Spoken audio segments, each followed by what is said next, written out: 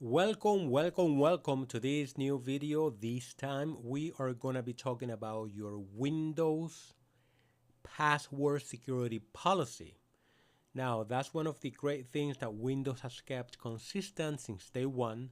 Obviously, it has been improved over the years, but Microsoft Windows gives you the ability of modifying, configuring your own password security policy.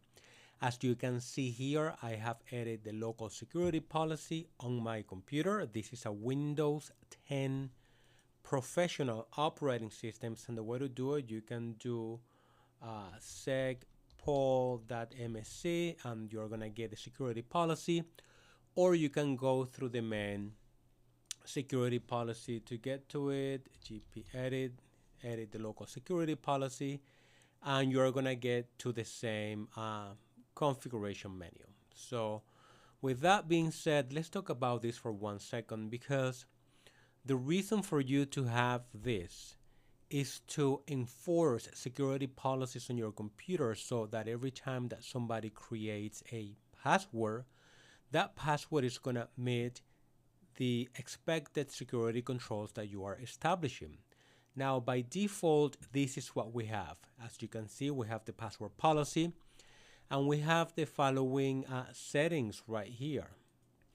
We have the enforce password history, and what that means is how many passwords is Windows gonna keep track of for you to create a new password. Let's say that right now is 0, meaning that you can have the same password over and over and over every time that you have to reset it. But if you change this value to any other value, let's just wait for my computer to be back here. So if you change the value to, let's say, 10, it means that you're not going to be able to use that same password when it's time to reset the password. And if you click on the explain tab, it's going to show you right here, these security settings determine the number of unique new passwords that have to be associated with a user account before an old password can be reused. That is a long way of saying that you're not going to be able to use the password for X amount of password reset. So you could do that. Then we have the maximum password age, which is that the password is going to expire after how many days.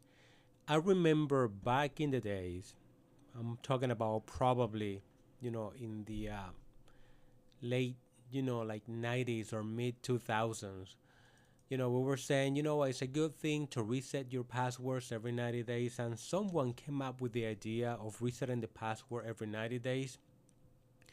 And that kind of became the unofficial standard. That was sort of a best practice type of thing. But in reality, it's up to you how many days you want to reset the password, right? You could have the policy to reset the password once a year. As a matter of fact, it's not how many times you reset it, but how strong your password is. And not only the password. We're going to be creating more videos about password, because passwords is a good thing, but a thing of the past. Meaning when the password is just the hash, the password by itself. But if you combine the authentication with a password and another factor, then you are increasing the security of your systems. And you could even implement Windows Hello when you authenticate to systems that are remote to your computer, and that's going to make your life easier. So what I'm trying to say is that passwords are not what they used to be, but they are still a very, very important aspect of security. And this is why I'm showing you this. So you have an idea, you have a saying on how to configure this. Now, the settings that we see here, this is a Windows 10 computer, are pretty much the similar settings that you're going to find on domain controllers that are going to have a password policy that are going to apply to all systems connected to the domain. If you have a Windows 10 Home Edition computer or Windows 11 Home, you're not going to be able to modify the local policy the same way that you see here. You're going to have to either do it at the registry level. And let me show you here. This is my, this registry entry is not from this remote computer that I'm connected to. This registry entry is from a Windows 11 home computer, and I don't have the options of editing the local policy the same way that I'm doing that here, but I can edit the password policy through the system registry, and you're gonna see that you're gonna find the same or most of the default settings in here. So if you have Windows Home Edition, probably don't do that if you don't feel comfortable editing the registry. The minimum password length is, the default policy is 0, which means that you could have a password that is blank, and you don't want that, right? So it is, as the description or the name implies, the minimum number of characters that you're going to have on your password. Again, back in the days, if we go back in history, we used to say that the minimum length was, or we would advise that the minimum length to be set at 8 characters. The reason for that is because Windows stores the password in hashes, and the LM hash is 7 characters, and that is easier to crack, the LM hash, than the other hash, right? That the NTLM, I believe, is the name of the other hash, and that is over 8 characters.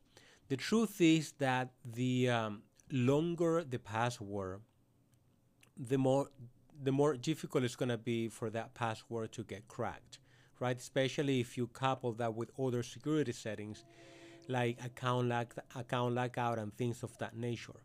So it is a good practice. I would say a minimum of 8, but again, the more the better, but you have to find your balance to understand that you don't want to make your password a minimum of 20 characters, and then it's something that's going to be too long that is going to defeat the whole purpose of passwords. And then we have the next option is minimum password length audit.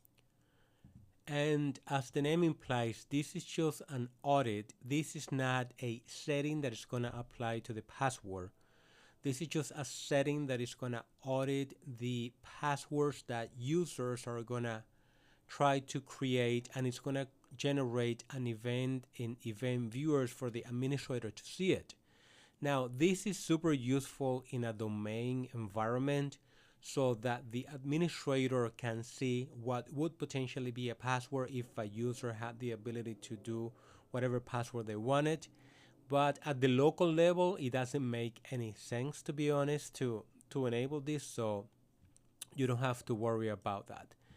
Now, password must meet complexity is the other setting. This is a setting that I would advise you to enable even on your local computer. And the reason for that is that it's going to force you to create complex passwords. And a complex password is a combination of multiple characters, as you can see here, right? It's going to give you the explanation. So it's not going to be as something as simple as a, like password 123. You have to do numbers, letters, and characters for your passwords. So that is a good setting to enable. And then we have a relaxed minimum password length limit. And this is a setting, again, it's not a setting that is going to affect the password.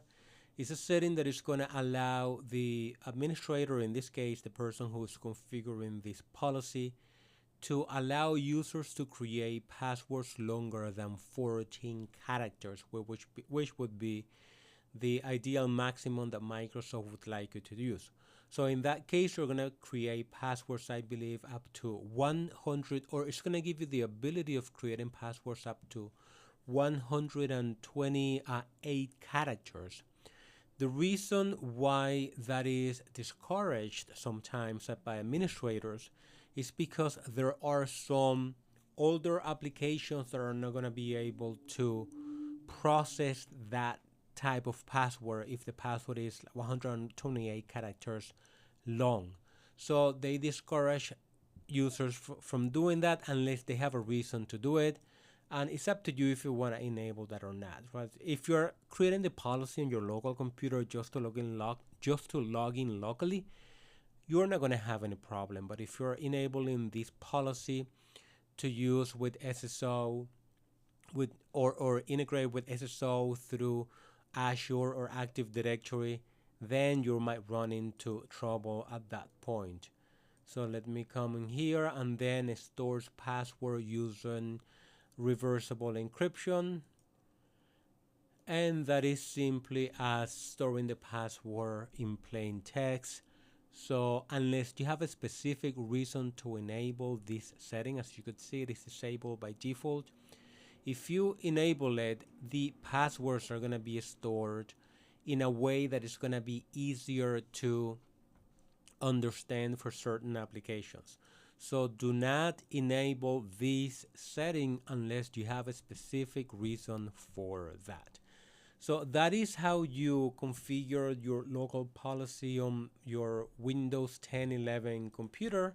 And then you can also see the policy from the command line by using net accounts, and you're gonna see the information in there.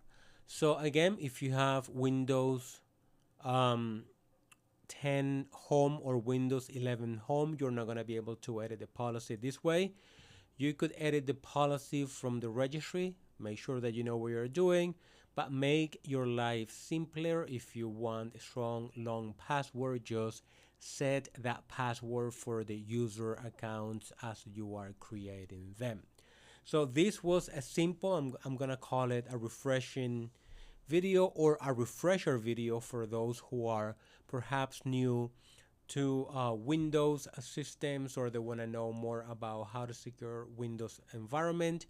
As I said before, the settings that you see here in this case for this video are the local settings, but you're going to have the same settings for the domain controllers, and that's going to apply to all computers that are joined to that domain. So I hope you found this information useful. If you did, all I ask you to do is to click on the like button, consider subscribing to the channel because that always helps, and why not leave a nice comments in the comment sections because that helps with the algorithm. Thanks for watching, and I'll talk to you on the next video.